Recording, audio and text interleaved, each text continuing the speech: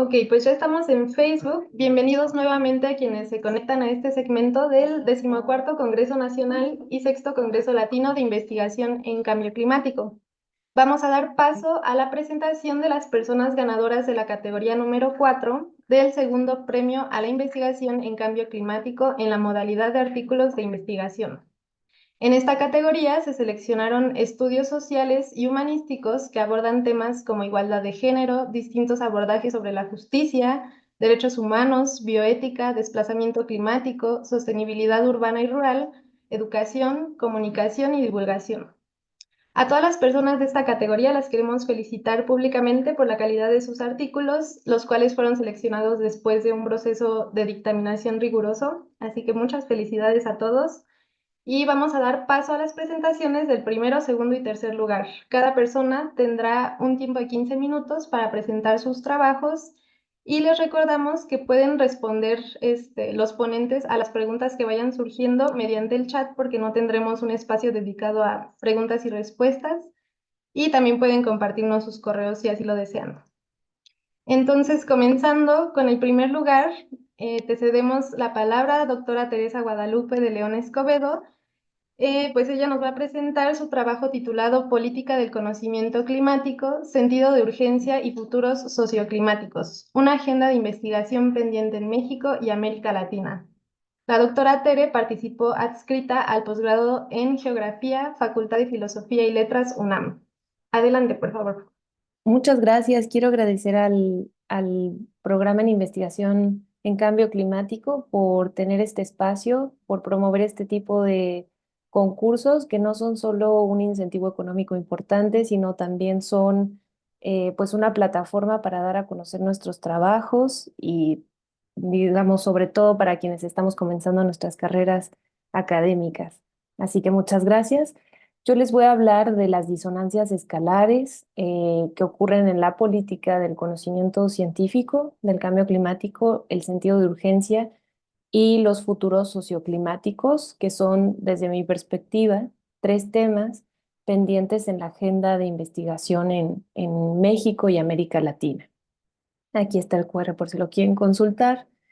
Me gustaría mencionar que este artículo se enmarca en un trabajo doctoral más amplio, el cual fue dirigido y acompañado por el doctor Francisco Estrada Porrúa, la doctora Amparo Martínez y el doctor Carlos Gay, todos del Instituto de Ciencias de la Atmósfera y Cambio Climático.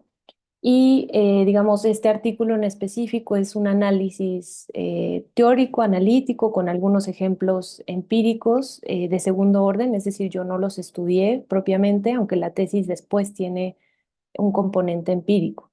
En este artículo, una de las inquietudes que se buscó atender era ofrecer una primer forma, algunas pistas analíticas para estudiar la interfaz o este espacio de intersección entre la ciencia y la política climática.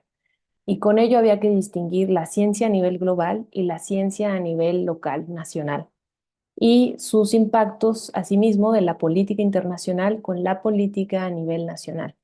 Y para ello, digamos, hay distintas perspectivas para entender este espacio, este intersticio entre la ciencia y la política.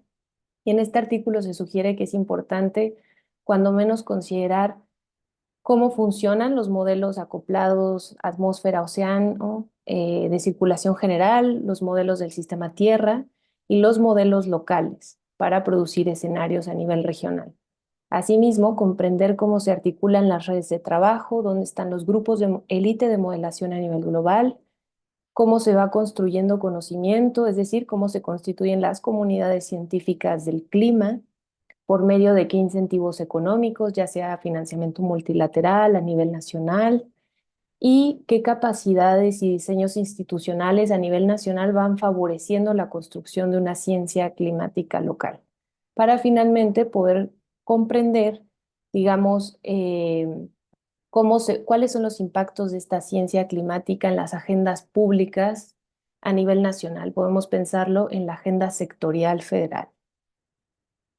En este artículo, algo que era digamos, de vital importancia era cuestionar cuál es el rol de las ciencias sociales y las humanidades en el estudio de esta interfaz o de este espacio de interacción entre la ciencia y la política. Y para poder aproximarnos a dar respuesta a esto, además de acompañar de ejemplos empíricos, una invitación a construir muchos más casos empíricos que den cuenta en América Latina y en México de cómo opera este espacio interfaz, recurrí a la literatura de la geografía de la ciencia, que es una línea de investigación la que encontramos contribuciones importantes de David Livingstone, Richard Powell, y más específicamente las geografías de la ciencia del cambio climático, las cuales, digamos, esta línea de investigación la inauguran Martin Mahoney y Mike Hull, ambos geógrafos humanos de Inglaterra, y al mismo tiempo este artículo se nutrió o parte de los estudios críticos del cambio ambiental y climático, los cuales integran, por ejemplo, estudios sobre política ambiental, estudios en ciencia y tecnología y estudios sobre la infraestructura del conocimiento, así se denomina, ¿no? Con algunos autores que les coloco aquí clave.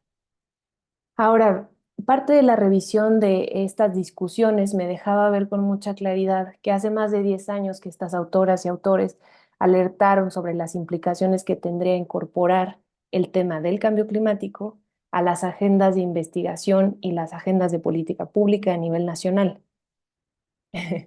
Y digamos que, aunque sabemos, aunque nos alertaron hace más de 10 años acerca de los potenciales impactos de qué íbamos a hacer con esa agenda a nivel, esa agenda científica y política en cada país, continuamos sin explorar de manera suficiente cómo se ha construido, por ejemplo, la ciencia del clima en México y América Latina, y sobre todo cuáles han sido sus impactos en las agendas públicas, es decir, cómo han transformado la vida pública hacia tener, por ejemplo, mayores mecanismos de prevención, anticipación de desastres o eventos asociados al cambio climático. Y para ello, este artículo propone una agenda de investigación para las ciencias sociales y las humanidades en estas geografías menos estudiadas todavía, que podemos denominar así, en América Latina y México de forma específica, con tres ejes principales. El eje que tiene que ver con la producción de conocimiento científico y su significado a nivel político, cómo se ha traducido esto en políticas públicas, en narrativas políticas también. Otro elemento tiene que ver con cómo se ha construido una política de la urgencia a nivel local, cómo pasamos del discurso global a hacer dotar de sentido estas narrativas en los distintos países.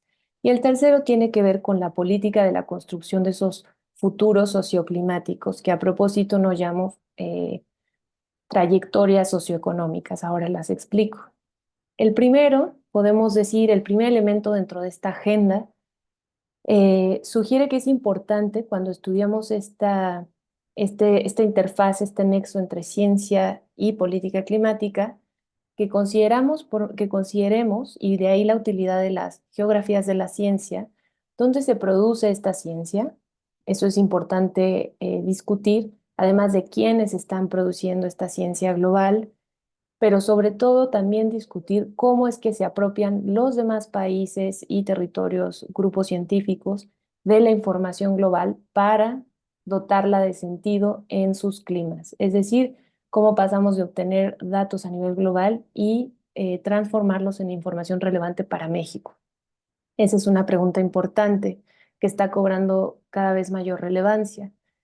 Y, digamos, para vincular esa producción científica con la parte política, un aspecto importante que voy a tocar en esta presentación, hay más en el artículo, tiene que ver con discutir de manera más robusta qué significa para cada país, en este caso para México, cerrar esa llamada brecha entre el conocimiento disponible sobre cambio climático y la acción política o las transformaciones públicas que requerimos. Si bien esto es una afirmación a nivel global necesaria y verdadera, cuando trasladamos esto a un análisis empírico a nivel nacional, falta mucho por comprender cómo está constituida esta brecha, es decir, en qué condiciones se produce esa ciencia, para quiénes y cómo o no dialoga con las necesidades públicas. El segundo aspecto el segundo aspecto tiene que ver, y sobre esto nada más mencionar que no hay tantos estudios empíricos, lo cual es también una invitación a robustecer estas líneas de investigación. Tenemos, por ejemplo, el trabajo de la antropóloga y estudiosa de de la ciencia y la tecnología, Miana Laxen, en Brasil, quien en 2004 comenzó a hacer este análisis empírico con la comunidad científica y política en Brasil. También el trabajo de Martin Mahoney en la India, en una dinámica similar, analizar comunidad científica y política. Sin embargo, aún faltan muchos más trabajos por publicar. Está en revisión un artículo que tenemos en conjunto con el doctor Estrada sobre México, entonces esperamos contribuir a ampliar estos estudios. Otra de las dimensiones que este artículo sugiere está pendiente en la agenda de investigación desde las ciencias sociales y las humanidades ha tenido que ver con la discusión de qué significa la política de la urgencia frente al cambio climático. Es decir, qué implicaciones tiene en materia de política pública, pero también de construcción de conocimiento. Si frente a un futuro que se nos presenta más apremiante y alarmante, la deliberación, digamos que es una práctica propia y reflexión de las ciencias sociales y las humanidades, parece quedar cada vez más relegada, parece contradecir a este sentido de urgencia. No tenemos tiempo para reflexionar y discutir, lo que hay que hacer es actuar. Eso puede tener consecuencias que desde la perspectiva de este artículo es necesario discutir, sobre todo cuando pensamos que la política de urgencia se ha traducido principalmente en las declaratorias de emergencia y estas a su vez en una política de neutralidad de carbono de 2050, digamos rangos de años más amplios, pero esto es importante discutir en qué medida esta política de urgencia atiende a las necesidades nacionales en un sentido mucho más plural y cómo se ha valido esta política de la urgencia para movilizar, digamos, una lógica de miedo que, contrario a lo que se esperaría, podría estar paralizando los cambios sociales, ¿no? Entonces, bueno, el tercer punto tiene que ver en la agenda, en esta gran agenda que se sugiere aquí, con discutir de manera más robusta también cómo se construyen esos futuros socioclimáticos. Es decir, si los supuestos sobre esos posibles escenarios de aumento de la temperatura global que nos han mostrado aquí en las distintas presentaciones que hemos tenido en el Congreso, fundamentalmente recaen en supuestos sociales, es decir, cualquier escenario de emisiones, cualquier resultado de algún modelo global y local, parte de tener supuestos sociales, ya nos lo decía Steven Schneider en el 83, nos lo han repetido distintos artículos como este de Wilby y Suraj Desai en 2010, es fundamentalmente son fundamentalmente los supuestos sociales los que permiten dotar de sentido a las estimaciones sobre el cambio climático al futuro. Y esto nos lleva a cuestionar nuestra participación como científicas y científicos sociales en esta discusión. Es decir, ampliar la discusión sobre los regímenes de gobierno hacia el futuro, las instituciones, los mecanismos de producción y consumo, los estilos de vida, una serie de preguntas propias de las ciencias sociales y las humanidades. Por otra parte, es importante comenzar a discutir en estas trayectorias socioeconómicas compartidas que ha llamado el IPCC, que ahora ya están acopladas con las trayectorias de emisiones, las vamos a ver así en el último reporte del IPCC, podemos ver que hay distintos supuestos sobre estos futuros posibles. Hay que discutir dónde, digamos, desde dónde se han construido estos supuestos y qué realidades se están representando y sobre todo la plausibilidad de cada uno de estos trayectorias socioeconómicas para cada país. Es decir, para México, ¿qué implicaría tener un camino SSP2, que podemos llamarlo de mediano camino, o un SSP4 de mayores desigualdades, brechas de desigualdad? Discutir de manera más detallada qué implica cada una de estas agendas que les he mostrado aquí para cada contexto territorial es fundamental desde la perspectiva de, pues, de este artículo, desde mi perspectiva. Me gustaría mencionar que además tenemos un artículo de divulgación científica publicado en Exos sobre los escenarios climáticos. Es una nota muy breve, pero tiene que ver con el contexto histórico en el que surgen los alcances y limitaciones de estos. Y para finalizar, el artículo, digamos, nos deja con la reflexión de que las ciencias sociales y las humanidades tienen los elementos analítico-metodológicos para continuar profundizando de manera muy robusta en estas discusiones. Y ello implica meternos a entender cuestiones que no son, digamos, disciplinarmente ajenas o están en otros campos, pero son muy importantes, ¿no? Como comprender qué son los modelos globales, cómo funcionan, cómo se hacen reducciones de escala para obtener información para México. En alguna medida poder comprender estos conceptos nos va a llevar a o nos va a posibilitar construir un conocimiento de frontera, el cual se requiere para atender estos problemas cada vez más complejos y críticos. Finalmente, un análisis, vamos a llamarlo crítico, de la agenda de cambio climático en México y en otros países de América Latina, aquí se concluye, no solo requiere que podamos tener mapas que nos ilustran y son bastante útiles sobre cómo va la mitigación o los compromisos de mitigación a nivel global, que nos ofrece, por ejemplo, el Climate Action Tracker, o la brecha de adaptación, que también nos monitorea año con año el PNUMA, el Programa de Naciones Unidas para el Medio Ambiente, sino comprender fundamentalmente cómo construyen esas políticas de mitigación, quiénes participan, bajo qué tensiones institucionales, entre grupos de investigación y con funcionarios públicos, qué significa que México aparezca aquí en azulito, tenemos un plan nacional de adaptación o no, ¿por qué no lo tenemos? Es decir, las preguntas acerca de cómo, que explican, digamos, que estemos o no en estos mapas, no están todavía contestadas todas, o es, digamos, ahí donde las ciencias sociales y las humanidades podemos participar, en explicar los procesos que permiten entender el curso hasta ahora de la adaptación y la mitigación en el caso de México, ¿no? Y seguir ofreciendo preguntas clave.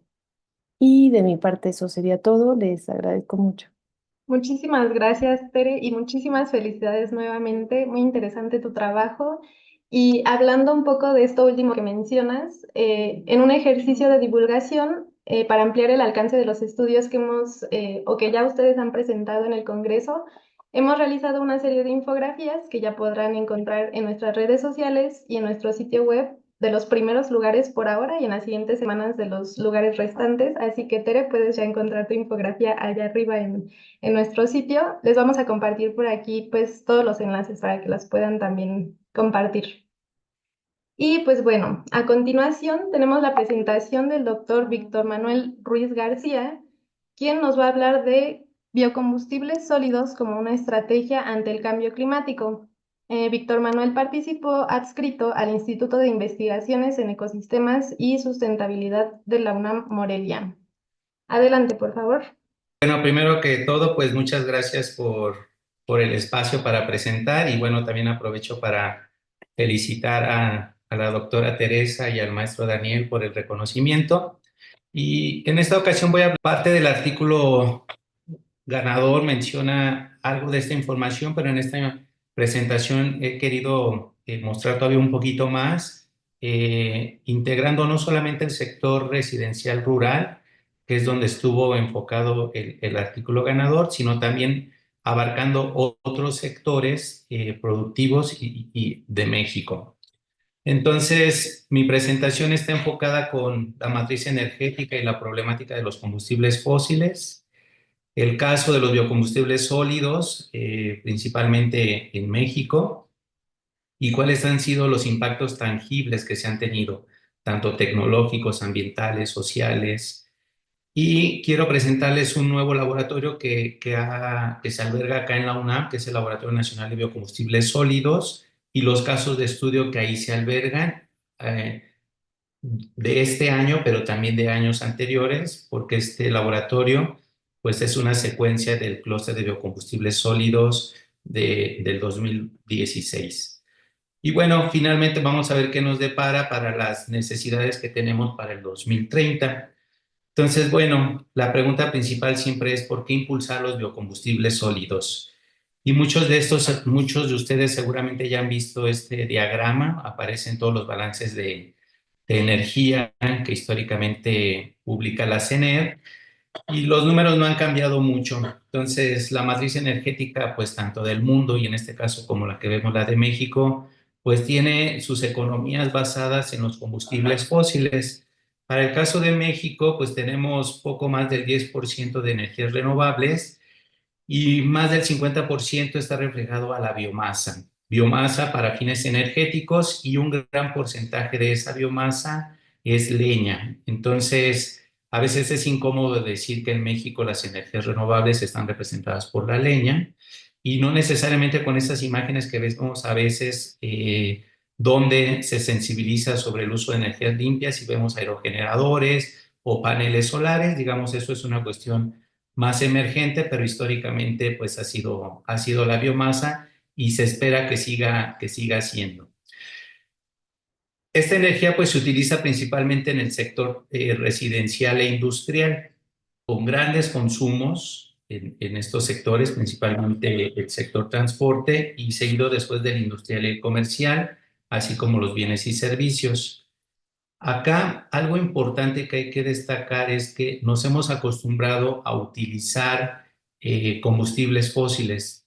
Para nosotros es muy común utilizar gasolinas, diésel, gas LP, incluso electricidad, pero la electricidad en México pues está producida principalmente por combustibles fósiles también. Entonces aquí hay unos datos importantes, sobre todo son cortesía de Luca Ferrari, que ya ha publicado esto en algunos artículos científicos, y nos ha mostrado que el pico del petróleo se pasó en el 2004. Es decir, aquí donde ven esta flechita roja en la gráfica de arriba, pues a partir del 2004 hemos empezado a extraer el petróleo más costoso y más alejado, más profundo. Entonces, eso nos lleva a pensar qué es lo que vamos a hacer. Esto ha pasado hace 20 años, pero no se tiene claro cuáles son las rutas que vamos a seguir, porque incluso en México hay una fuerte apuesta todavía por los combustibles fósiles y por toda la infraestructura que existe, ¿no? Recientemente Dos Bocas, por ejemplo.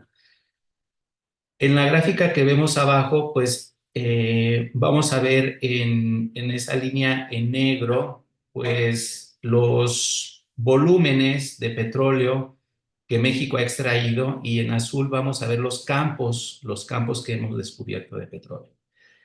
Cantarell es un caso único en México, que es antes de 1980, y eso nos lleva a tener un volumen grande de petróleo para su explotación. Por eso es que vemos ese gran pico, pero ese gran pico que pertenece al pozo de Cantarell, pues prácticamente no lo estamos acabando. Y si vemos los años consecutivos, prácticamente no hemos tenido volúmenes descubiertos tan grandes como Cantarell. La cuestión es qué vamos a hacer, ¿no? Cada vez tenemos que ir a lugares más lejanos para poder extraer petróleo. Y esta es una gráfica que nos muestra muy bien lo que está pasando. Del lado izquierdo, pues vemos ahí un pozo de petróleo, ¿no? Que antes lo veíamos en las caricaturas, donde tú con un pico en mano podías picar la tierra y de repente salía de una manera muy chistosa el flujo de petróleo, y bueno, era como una cuestión de hacerte rico. Eso ha quedado atrás, eso es 100 años. Ahora necesitamos ir a estas plataformas que son muy costosas para operarlas, que tienen muy bajos rendimientos, pero sobre todo que también todo lo que se genera, toda la infraestructura para poder construirla necesita de los combustibles fósiles.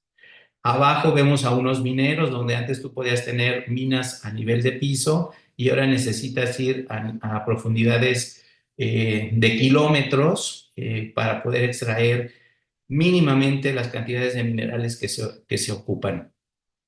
Tenemos que ir a estas maquinarias enormes, entonces por ahí lo que tú ves en estos puntitos son unas personas, y del lado izquierdo es un vehículo de tripulación normal como los que usamos. La reflexión es, hace 100 años tú invertías un barril de petróleo y sacabas 100. Al día de hoy tú inviertes uno y solamente sacas 8. Lo que quiere decir es que nos estamos acabando todas estas fuentes energéticas que descubrimos, pero necesitamos tener alternativas. ¿Por qué? Porque hemos generado una gran contaminación, tenemos una gran dependencia en la matriz energética, y entonces necesitamos empezar a meter las energías renovables justo para minimizar, ¿no?, los gases de efecto invernadero, frenar el cambio climático y muchas de las cosas que han mencionado en las presentaciones anteriores. Pero no está tan fácil, digamos, no es que simplemente nos desconectemos de las energías fósiles y ahora nos conectemos a las energías renovables y con eso conseguimos una transición energética y seguimos haciendo lo mismo y consumiendo lo mismo. Esto necesita un cambio mucho más profundo, entonces necesitamos sistemas energéticos sustentables y con esto necesitamos cambiar algunas cosas. nuestros patrones y estilos de consumo, es decir, no más al consumismo, cosas que no ocupemos, que gastan energía, que producen emisiones, que contaminan al planeta. Necesitamos tener formas alternas de transporte público, de producción agrícola. Necesitamos erradicar la pobreza energética. Hay energía, pero lamentablemente no está para todos. Entonces hay una gran población, una gran parte de la población que satisface necesidades básicas como cocción o calefacción, pues de una manera muy poco digna. Entonces, la bioenergía es una parte importante en todo esto de la transición energética y en poder diversificar la matriz. Históricamente, la biomasa ha sido muy usada. Incluso actualmente casi la mitad de la población utiliza biomasa para cocinar. Lamentablemente lo hace en fuegos abiertos, ¿no? Al interior de las viviendas. Eso produce mucha contaminación. eh, Incluso esos contaminantes son inhalados y entonces provocan muertes. Eso puede mejorarse, incluso eso se conoce mucho como el uso tradicional, ¿no? Y es para cocción, calefacción y calentamiento de agua, sobre todo de zonas rurales. En México tenemos 28 millones de usuarios de leña, lo que representa poco más del 56% de las energías renovables. Pero también existe otro sector que es el emergente, sobre todo muy ligado para la cuestión industrial de gran escala, pero también la de pequeña y mediana escala. Y para el uso residencial urbano, así como para el sector comercial. Existen cosas que todavía no se han solucionado. Una es, para poder tener un mejor uso de estos biocombustibles, pues necesitamos tener garantizada una evaluación y certificación de los combustibles. Con esto garantizamos calidad de los combustibles y de las tecnologías que los utilizan. Eso nos va a permitir tener escenarios de mitigación para mejorar el ambiente y sobre todo empezar a mitigar aquellos contaminantes de vida corta que son muy importantes y que no necesariamente tenemos información de ellos. Por ejemplo, el carbono negro, carbono orgánico, el metano y muchos otros hidrocarburos de cadena corta. La otra cuestión es que también necesitamos un desarrollo participativo. La innovación tecnológica hemos aprendido que se tiene que dar en conjunto con la gente. Muchas veces uno llega y trata de proponer cosas, pero no es lo que se ocupa allá y entonces por lo tanto no se adopta y no se utiliza y por lo tanto no tienes un impacto para realmente que la gente esté utilizando mejores tecnologías o combustibles más limpios. Entonces, primero habría que entender para proponer, ¿no? Esa es la cuestión de innovación tecnológica participativa. Y finalmente, pues contribuir al desarrollo de políticas públicas.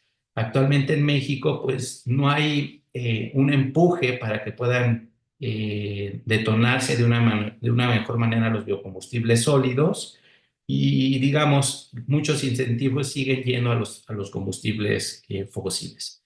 Entonces, mejorar esa política pública es imperante en el país. Y bueno, la bioenergía puede contribuir a este desarrollo sustentable en la escala mediana y pequeña, pero también no olvidar el ámbito local. Muchos de los beneficios tienen que quedarse ahí, incluso las economías circulares se manejan a ese ámbito, ¿no? Local o regional, y es una cosa que no necesariamente hemos abordado porque seguimos con la cuestión de megaproyectos, ¿no? Entre más grande, mejor cuando no necesariamente es eso y tal vez tenemos que ir en el otro sentido.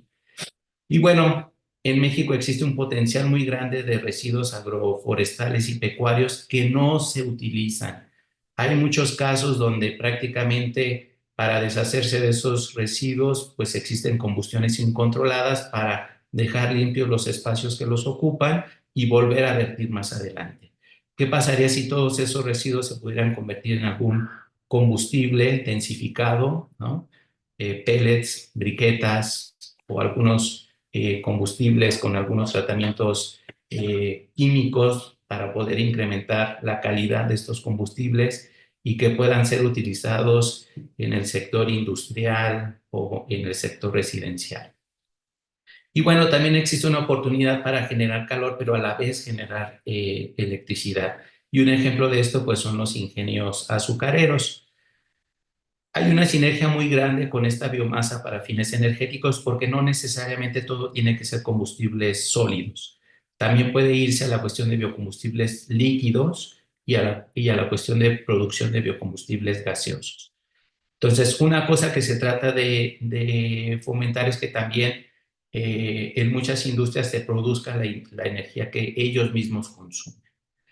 Y bueno, los combustibles sólidos en México tienen una gran oportunidad. Y con esto hablamos de leña, carbón vegetal, astillas, pellets, bagasos, briqueta, pero hay una gran cantidad de usuarios ahí. Entonces van del sector residencial también a la industria, pero también en un uso moderno.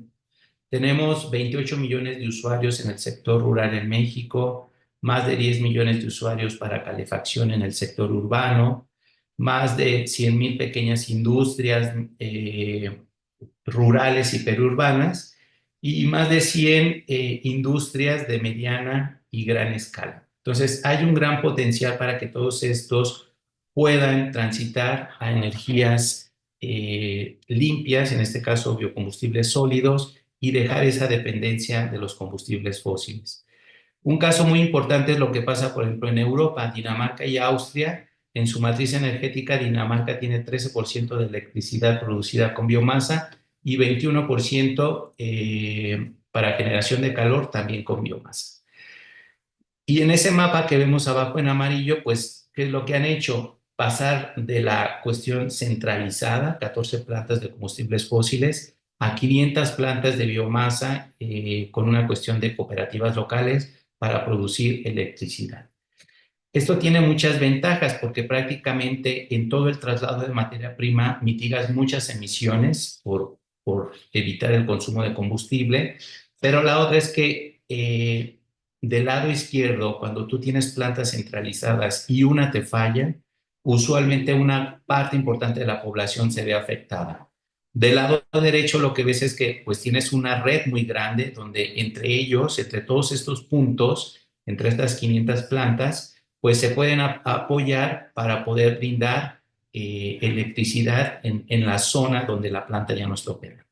Entonces, son esquemas muy diferentes y son esquemas que tendrían que llegar a México y Latinoamérica. Y en el lado derecho vemos a Austria, como la bioenergía ha sido ya una cuestión muy importante y compite ya con el gas LP, ¿no?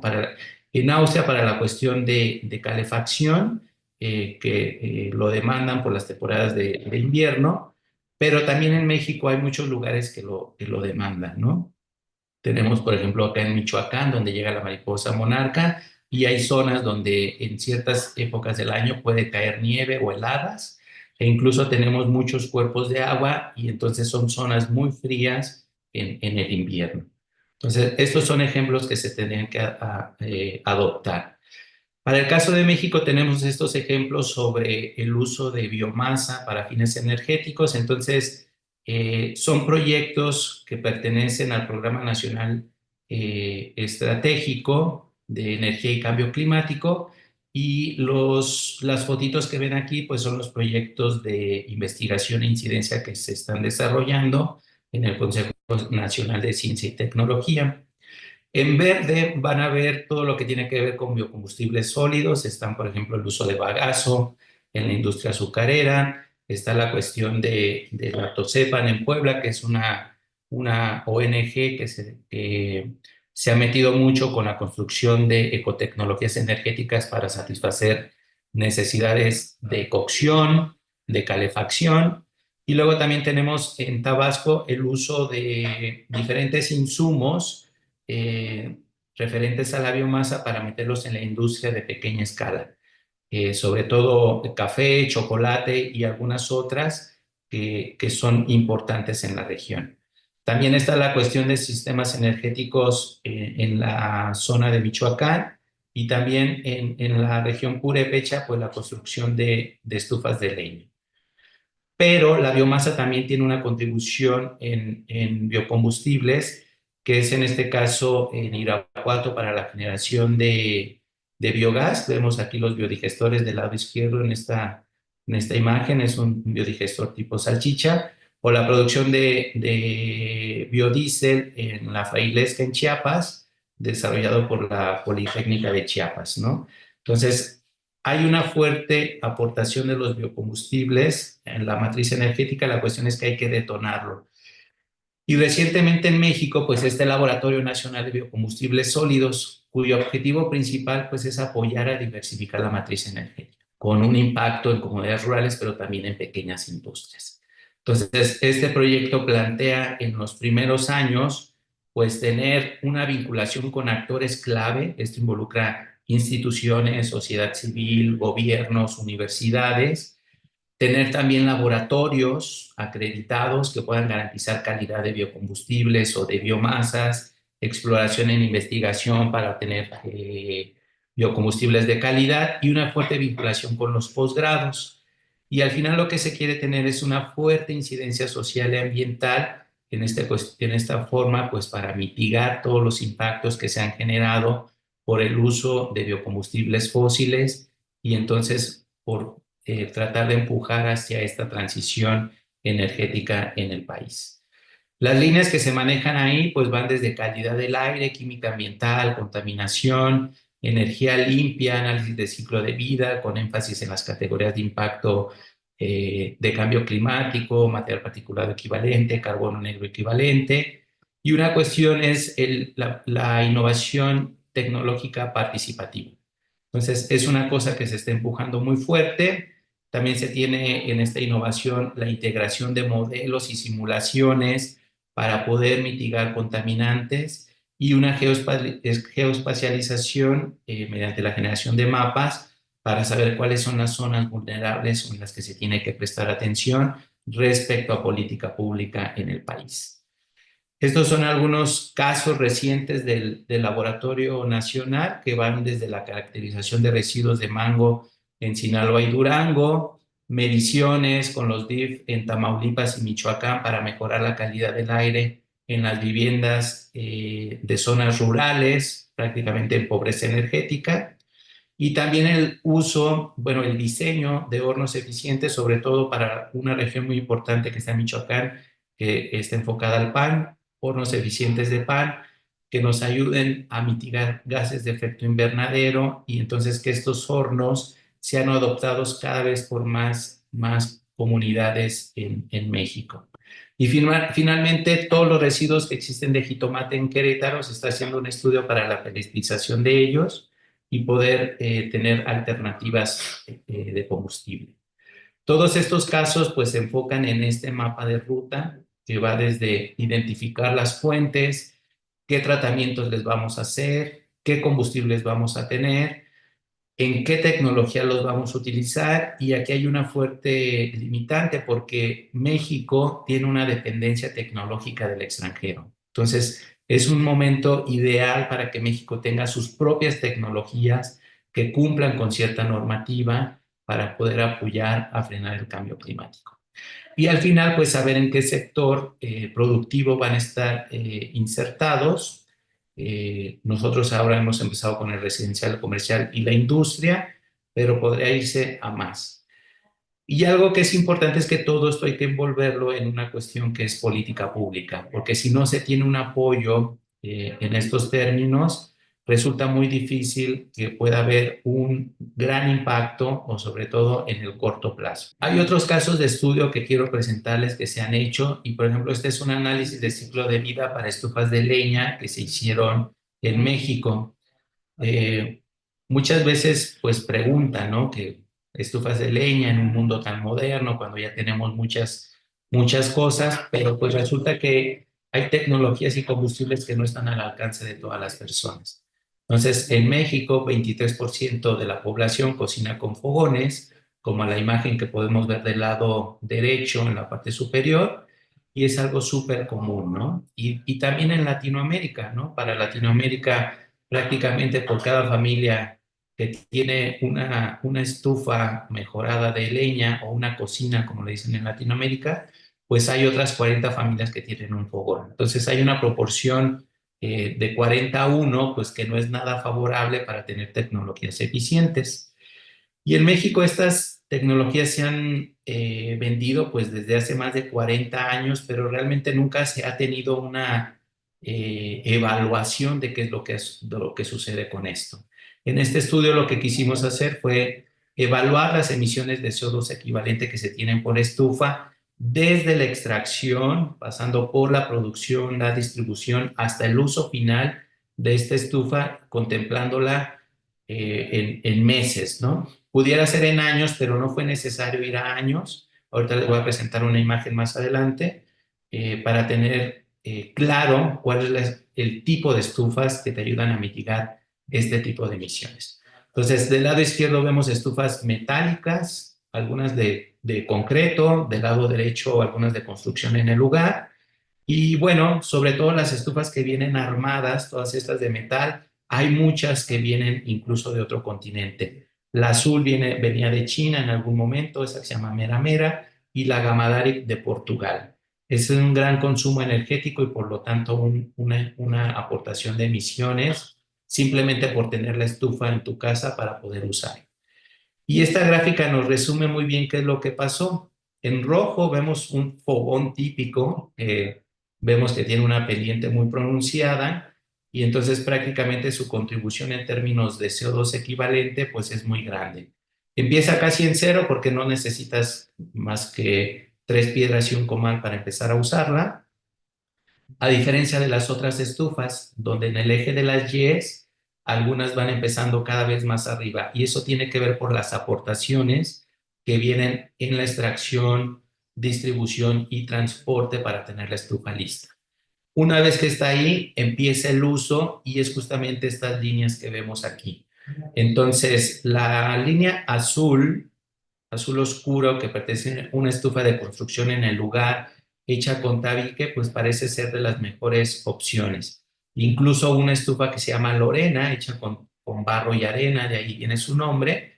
Y luego hay algunas otras como la estufa O'Neill, que también tiene buenos desempeños, pero vemos algunas que no pueden ser opciones, sobre todo para los programas de implementación, cuando tus objetivos en tu agenda es mitigar, que es, por ejemplo, la Gama Daric, que venía de Portugal, tiene una línea pronunciada en cuanto a emisión de CO2 equivalente, entonces no son estufas muy viables.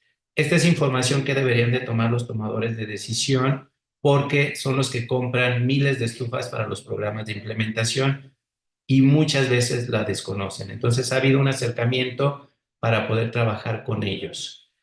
Otra cuestión que hemos impulsado pues es la parte de los gasificadores para cocción. En México y Centroamérica es muy común comer tortillas y entonces una pregunta muy recurrente es, bueno, ¿por qué no pasamos de tener fogones abiertos a tener gasificadores que funcionan con pellets? Tenemos tecnologías más eficientes y combustibles más limpios, pero bueno, hicimos esta investigación y nos topamos con que sí, efectivamente. Del lado derecho ven una gráfica que tiene el eje en las Y gramos de CO2 equivalente en unidades logarítmicas.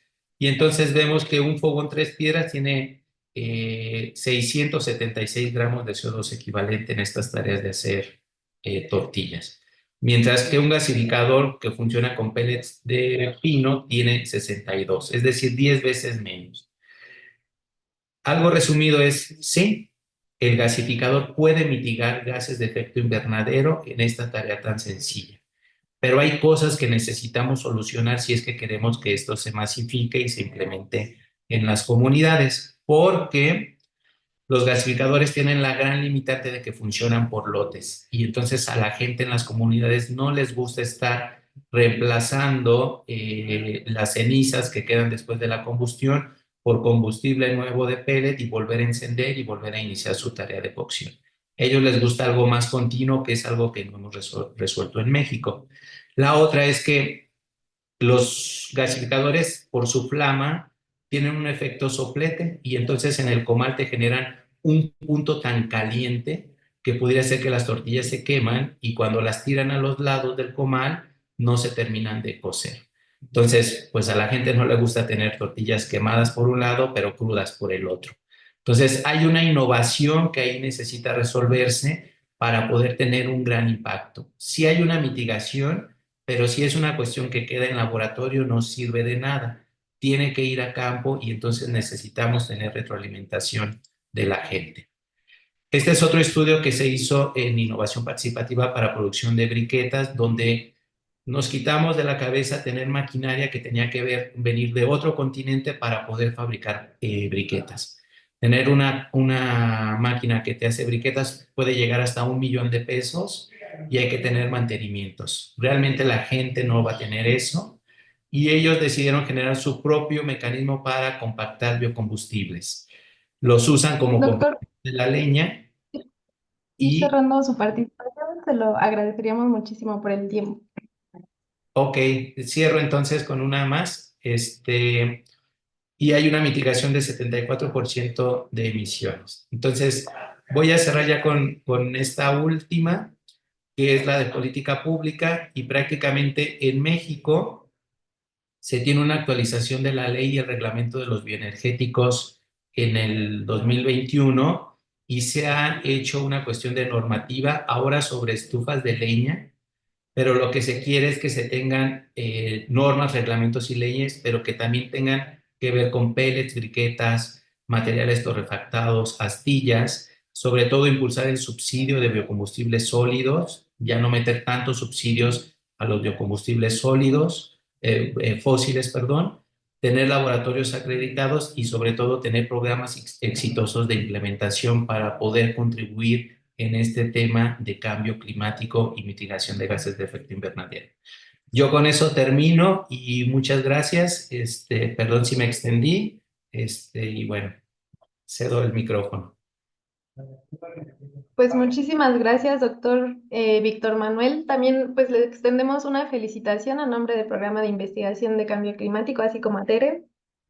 Y pues bueno, para cerrar con este segmento de ganadores de categoría 4, nos va a presentar el maestro Daniel Cohen Salgado el papel de la organización social en la respuesta a eventos climáticos extremos, estudios de caso en México. Él participó adscrito al Instituto de Investigaciones en Ecosistemas y Sustentabilidad. Adelante, maestro. Muchas gracias. ¿Me confirman, por favor, si la pantalla se ve? Sí. Perfecto. Bueno, primero que nada, también me uno al agradecimiento al PINC por esta oportunidad de estar hoy también compartiendo el panel con Víctor y Teresa y escuchando sus participaciones y sus aportes que son sumamente interesantes.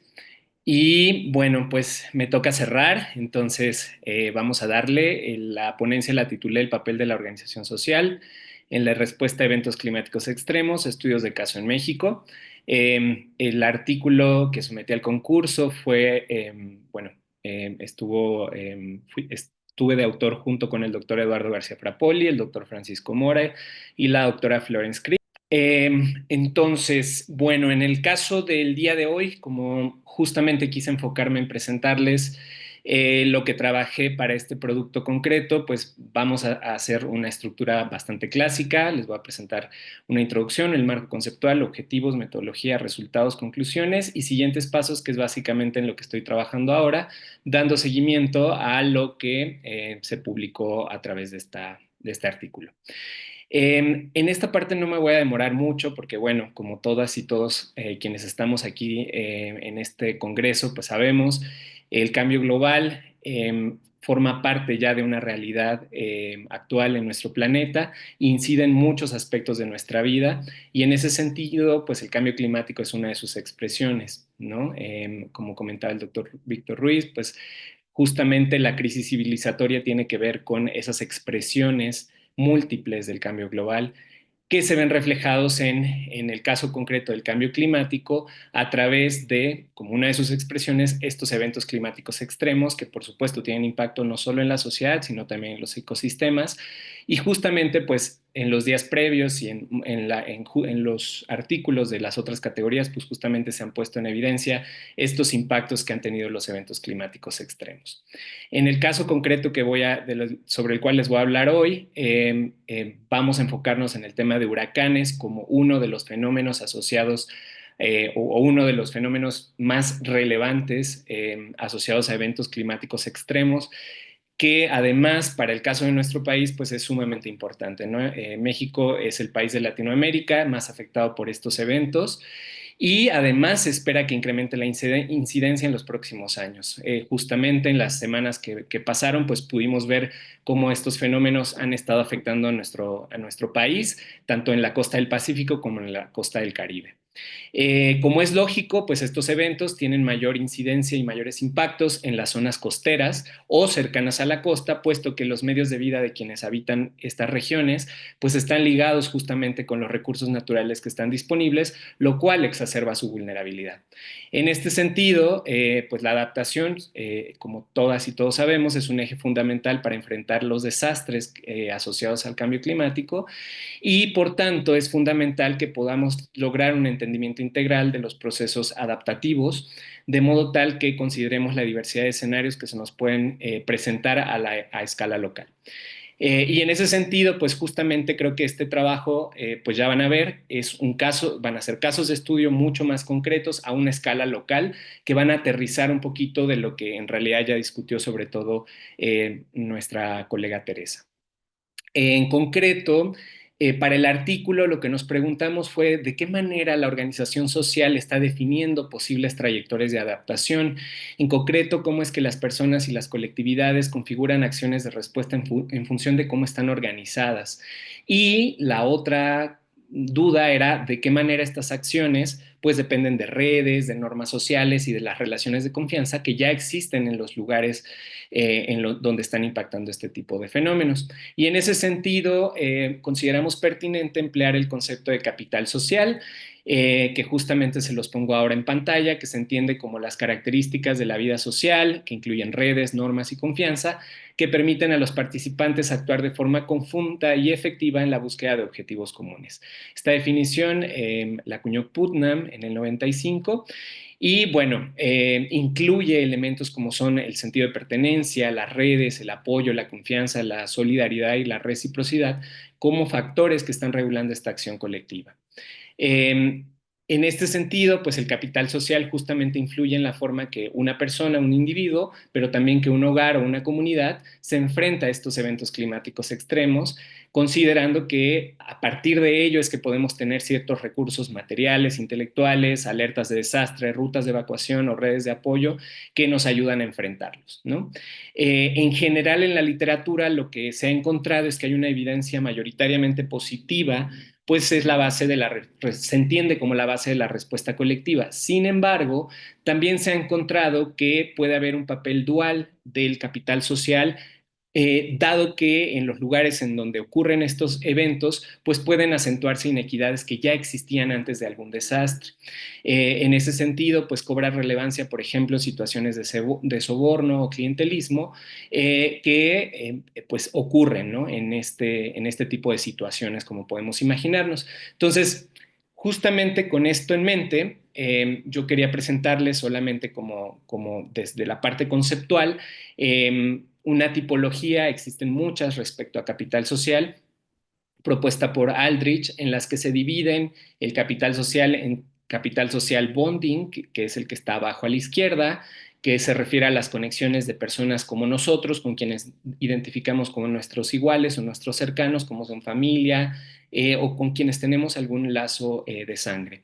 Las relaciones de puente, que en inglés sería bridging, que incluye las conexiones que podemos tener con gente que en algún grado, en algún aspecto demográfico son diferentes a nosotros, y entonces comenzamos justamente, como lo dice su nombre, a tender puentes. Y finalmente, el último tipo de capital social sería el capital social de vinculación o linking social capital en inglés, que es cuando generamos conexiones con personas, instituciones o entidades que quedan fuera de estos círculos a una escala aún mayor, por ejemplo, el gobierno, representantes de autoridades, organizaciones de la sociedad civil, etc. Esto solamente lo presento porque en el marco de la publicación, pues esto fue relevante para poder llegar a las conclusiones a las que llegamos. Entonces, a manera de resumen, un poco esto es como vemos el sistema que tratamos de entender. Tenemos, como decía, el cambio global y el cambio climático como una de sus expresiones, entendiéndolo en concreto para este caso, cómo impacta a través de los huracanes como un evento climático extremo que impactan en el sistema socioecológico, que es la confluencia del sistema natural y el sistema social. Entonces, lo que buscamos hacer con este trabajo es hacer un zoom en la parte del subsistema social y tratar de entender cómo es que ese capital social, que como dije antes, se conforma de instituciones, normas, redes y las propias personas, pues justamente cómo eso va a incidir en la respuesta que podemos tener a estos eventos. Y en ese sentido, de qué manera pues los medios de vida van a poder ser resilientes a estos eventos. La relevancia que nosotros propusimos para este estudio pues fue justamente que esta información iba a dar pie a que se generaran políticas o iniciativas sobre adaptación o manejo de riesgos que incluyeran acciones locales que ya están ocurriendo y que incluyeran la información que nos pudiera brindar este concepto de capital social. Entonces, redondeando un poquito, pues el objetivo fue entender de qué forma incide el capital social en la respuesta a eventos climáticos extremos, enfocándonos en particular a huracanes. Y los objetivos específicos: uno, identificar y describir elementos de capital social en los sitios de estudio; dos, analizar la relación capital social y respuesta a huracanes; y tres, aportar información justamente para desarrollar estrategias asociadas a las aproximaciones que se pueden dar de atención a huracanes, buscando que sean más situadas y efectivas.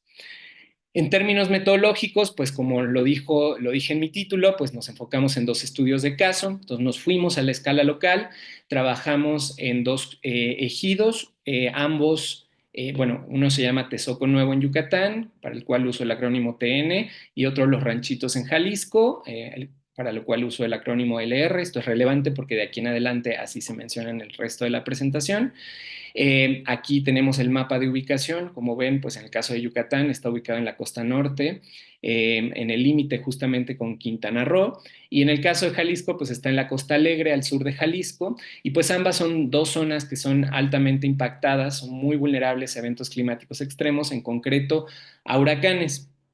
Estos ejidos, además, como ven, no se encuentran directamente en la línea costera, sino unos kilómetros tierra adentro, lo cual también es interesante porque usualmente en la literatura encontramos información sobre ejidos o sobre situaciones que ocurren en la costa. Algunas otras similitudes: bueno, primero que ambos ejidos se dedican a actividades principalmente, actividades primarias, perdón. En el caso de Los Ranchitos, ganadería y agricultura de temporal, y en el caso de Tezoco Nuevo, apicultura y agricultura de temporal también. Ambos compartían pues que habían tenido, en el momento en que levantamos la información, impacto de huracanes recientes, en el caso de Vilma en Tezoco Nuevo y de Jova en Los Ranchitos. Como ven, ambos están ubicados justamente al lado de reservas de la biosfera, lo cual además los hace relevantes, pues estos ejidos albergan dentro de su territorio pues importantes reservas de biodiversidad, que además, al estar ubicados en zonas tropicales, pues tienen una marcada estacionalidad, es decir, dependen enteramente de lo que ocurre en la época de lluvias versus la época de secas. Eso sobre los casos elegidos. Y sobre la metodología, pues lo que hicimos fue utilizar un enfoque mixto, donde lo que buscábamos es tratar de indagar un poquito más en aspectos cuantitativos, o más bien llegar a un análisis cuantitativo de la información cualitativa que se colectó. Para la parte, bueno, pero se hicieron dos análisis por separado, ¿no? Para la parte cualitativa se aplicaron dos diferentes instrumentos, una entrevista estructurada y otra semiestructurada. La primera para caracterizar el capital social y la segunda para caracterizar los impactos del huracán. Se entrevistaron a 31 personas que representan el 60 y el 40% de los hogares de las comunidades respectivamente, como se marca aquí, y el análisis cualitativo se hizo en Atlas-T para identificar narrativas preponderantes creando códigos, en el caso de las preguntas abiertas, y en el caso de las cerradas análisis estadísticos muy sencillos. Para la parte cuantitativa, como porcentajes, promedios.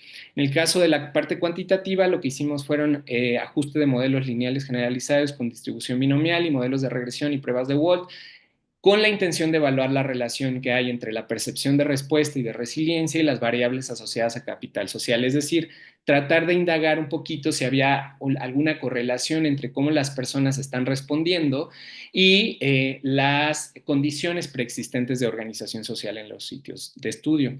Y además implementamos un análisis de redes sociales, que fue una innovación que quisimos hacer, para evaluar las estructuras de redes tanto de afiliación, es decir, la pertenencia a grupos de cada hogar, y de apoyo en el caso de la respuesta a huracanes, y por lo cual pues se obtuvieron métricas que les voy a presentar, y después se hizo un análisis para identificar un análisis de permutación complementarios, que solamente era para ver y comparar las redes.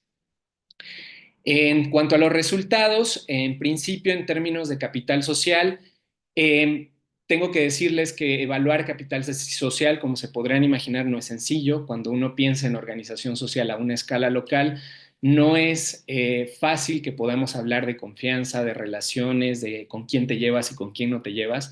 Entonces, existen diferentes instrumentos que se han implementado, incluso desde el ámbito de Naciones Unidas, para poder aproximarnos lo más posible a la forma en la que las personas se organizan. Y en ese sentido, pues solamente en esta pantalla les muestro algunos ejemplos del tipo de preguntas que se hicieron para caracterizar este capital social existente en las comunidades. Por ejemplo, en la primera, y disculpen que está en inglés, pero esto pues justamente viene de este proyecto y de este artículo. Por ejemplo, se les preguntaba a las personas si consideraban a las otras personas de su comunidad como honestas y confiables, ¿no? Entonces, ¿qué tanto estás de acuerdo con esta afirmación o no? ¿No? Que es una escala. Entonces, pues aquí están las respuestas que se dieron, y la comparativa entre Los Ranchitos y Tezoco Nuevo en cada una de las columnas que tienen en pantalla. Entonces, bueno, de entrada, nada más como información relevante, en el caso de lo que están viendo, pues vimos que en algunas cuestiones, por ejemplo, en este caso de honestidad y confianza, los valores son bastante similares entre ambos sitios. En el caso de, por ejemplo, ¿a quién le confiarías dejar a tu niño o niña de tus vecinos? Pues bueno, aquí como ven, por ejemplo, en el caso de Los Ranchitos, tenemos un porcentaje importante, alto, de gente que lo dejaría casi a todo el mundo, pero también hay un porcentaje bastante alto, casi la mitad de los hogares dirían que solamente a unas pocas personas. En Tezoco Nuevo llegamos a 63% en la misma escala. Por ejemplo, si yo me siento aceptado como parte de la comunidad, aquí vemos que los valores son un poquito más altos en el caso de la comunidad yucateca, y en el caso, por ejemplo, de preguntar sobre si siente que la confianza en los últimos años se ha mejorado, empeorado, se ha mantenido igual, lo que resulta interesante, por ejemplo, en el caso de la comunidad en Jalisco, es que la mayoría piensa que se ha mantenido igual, pero un porcentaje importante, el 40%, piensan que ha empeorado, es decir, que ha habido menos confianza, versus la comunidad en Yucatán, que se ha mantenido igual, o incluso piensa que casi el 40% ha mejorado esa confianza.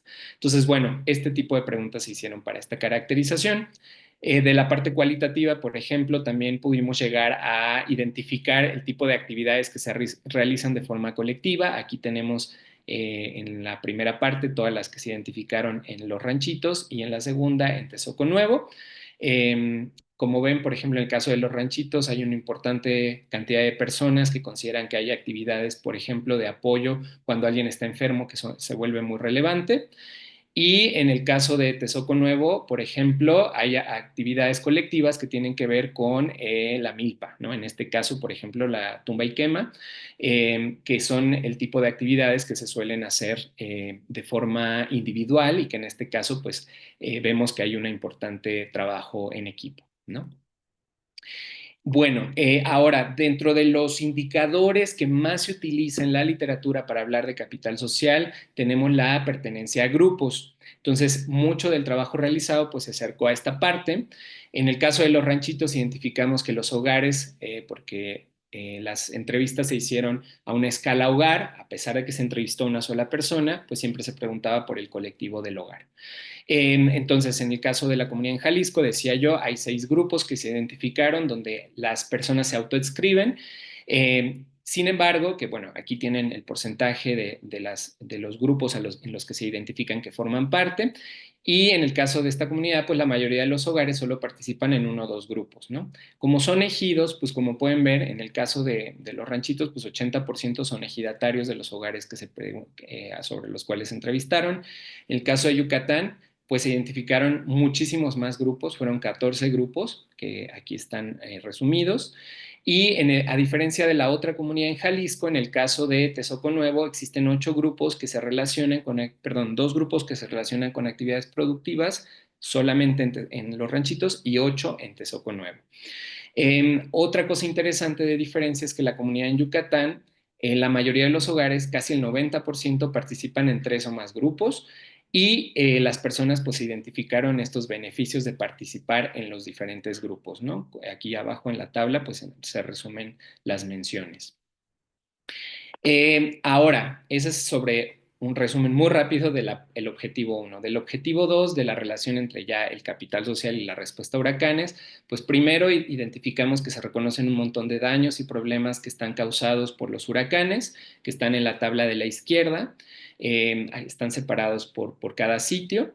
Y por supuesto, bueno, en el caso de los ranchitos, por ejemplo, el más citado es daños en el hogar, que es decir, todas las personas dijeron tuve daños en mi hogar, en los techos principalmente, o daños en mi tierra de trabajo, por ejemplo, con los postes o las cercas. En el caso de la comunidad en Yucatán, la mayoría mencionó inundaciones, pérdida de cultivos o daños también en las casas, ¿no? Como las más mencionadas.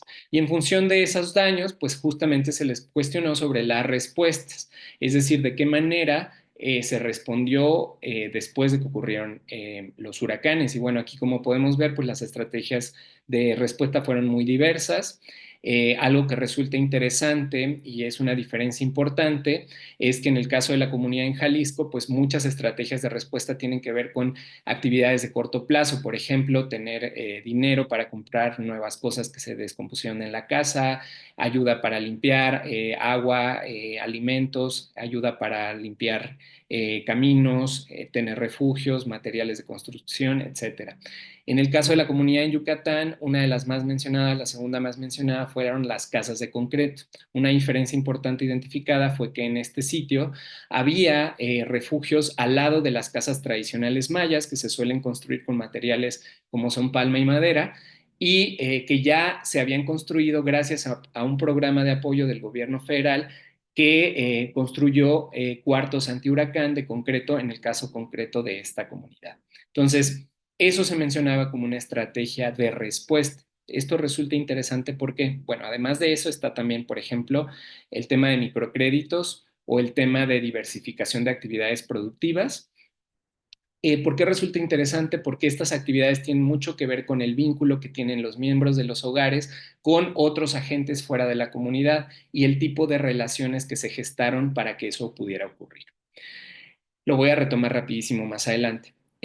Luego de la parte estadística se hizo un análisis muy profuso, sin embargo, pues solamente en el artículo no voy a ir uno por uno, se muestran los valores que resultaron significativos y de eso lo que se concluye de la parte estadística es que la pertenencia a grupos particulares sí puede tener un impacto en el nivel de ayuda percibida por las personas, pero no en el nivel de preparación para eventos presentes o futuros, es decir, las personas dicen, si pertenezco a un grupo, siento que eso sí me ayuda en términos de la ayuda que yo recibo cuando ocurre este evento, pero para eventos futuros no ocurre así. Y en ese sentido, hubo una correlación positiva, una asociación positiva, de acuerdo con los datos, respecto a la pertenencia al ejido. Es decir, pareciera ser que el hecho de que si tú eres un ejidatario, te brinda más recursos para poder enfrentar estos eventos, lo cual tiene sentido porque esta figura colectiva, como podemos pensar, pues justamente nos puede brindar de herramientas y de relaciones más cercanas con otras personas para responder al evento. Sin embargo, por ejemplo, una asociación negativa con pertenecer a la comisaría de ejidal o a un grupo de la escuela. ¿Por qué? Porque usualmente estos grupos, esa es una hipótesis, puede haber conflictos o desequilibrios de poder que en realidad se perciben más bien como negativos, ¿no? Que no benefician. Entonces, como podemos pensar, pues justamente no es una regla el hecho de que haya mayor capital social de algún tipo, el hecho de que eso me va a beneficiar para responder de mejor manera a los huracanes. Es decir, hay una carnita a la cual tenemos que acudir para poder entender mejor los fenómenos que ocurren a nivel local cuando se está respondiendo a estos eventos. En este sentido, por ejemplo, algunos indicadores de capital social, como el falta de apoyo cuando hay enfermedad o egoísmo percibido, es decir, de estos indicadores tipo encuesta, se mostró que tienen un efecto negativo en el nivel de ayuda percibida, ¿no? En el caso de los ranchitos. Sin embargo, pues esto en el caso de Tezoco no hubo una correlación clara en términos estadísticos, eso es importante decirlo. Finalmente, el último análisis fue el de redes sociales y este análisis, pues justamente lo que se hicieron fueron tal cual se construyeron estas redes. Del lado izquierdo tienen las redes de afiliación, es decir, cada hogar que está marcado con color azul, con quién se está relacionando o a qué grupo pertenece, es decir, cuál es su afiliación. Y del lado derecho tenemos también los hogares en la parte inferior y en la parte superior jerárquica, en naranja, tenemos los actores con quienes se vincularon una vez que ocurrió el fenómeno del huracán. En la parte de arriba tenemos los ranchitos y abajo Tezoco Nuevo. De entrada, como pueden ver, es muy evidente que en el caso de Tezoco Nuevo, pues hay una interacción con un mayor número de actores y un mayor número de grupos existentes, lo cual genera que la red esté mucho más compleja y menos centralizada comparado con la de la elegido en Jalisco. Cuando ya disectamos, pues aquí tenemos algunos indicadores del análisis de redes que se fueron sacando. Y aquí de lo que es relevante en el caso concreto de los ranchitos, que es lo que tenemos en pantalla, es que, por ejemplo, la mayor ayuda después del huracán vino a través del gobierno. Es quien apoyó a la mayoría de los hogares que tenemos aquí en la parte inferior. ¿Qué quiere decir? ¿Qué pasa si yo desaparezco este apoyo gubernamental? Muy probablemente estos hogares se queden en una situación mucho más vulnerable que la que podemos encontrar en el caso de los ranchitos de Tezoco Nuevo, que es la comunidad en Yucatán, donde vemos cómo la ayuda, por ejemplo, acá, pues viene mucho más diversificada, es decir, hay más actores actuando y relacionándose con cada uno de los hogares. Eh, no me voy a clavar con los números, pero este es uno de los mensajes más importantes que identificamos.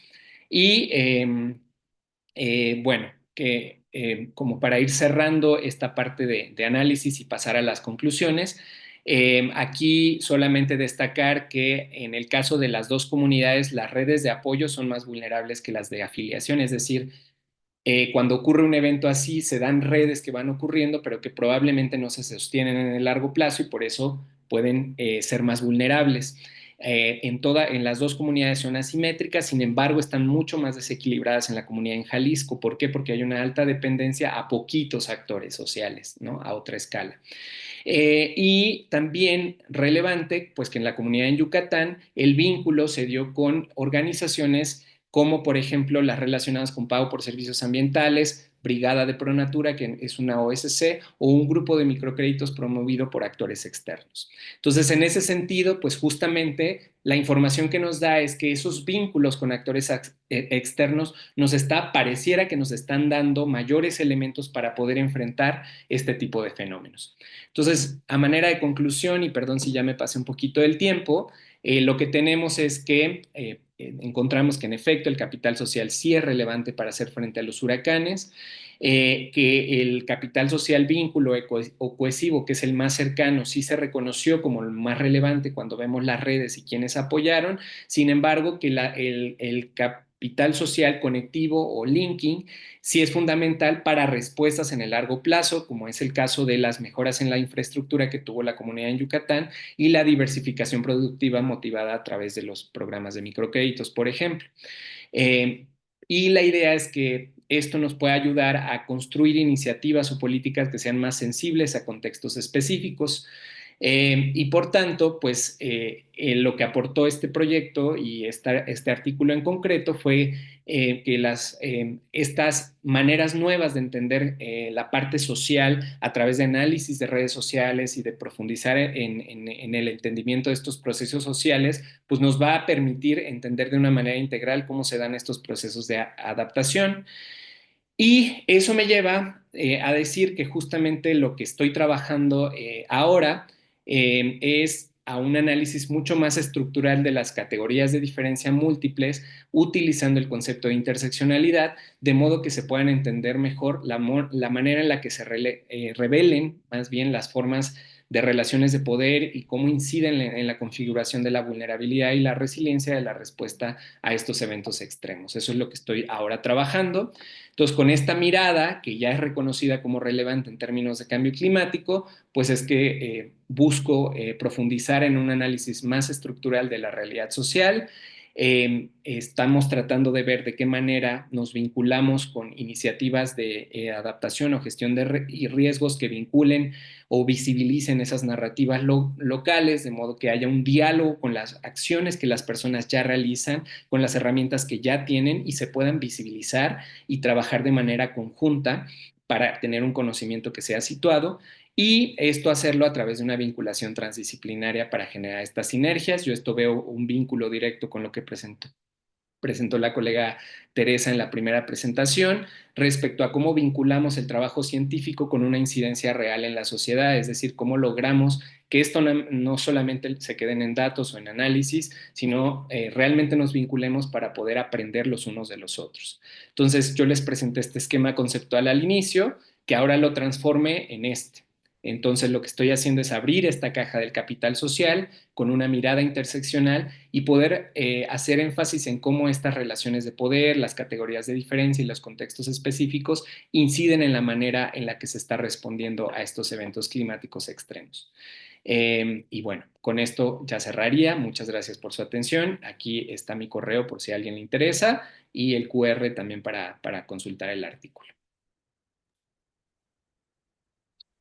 Pues muchísimas gracias, maestro Daniel Cohen. Muchas felicidades nuevamente. Muchas gracias a todos los ganadores por sus contribuciones destacadas en el estudio de cambio climático.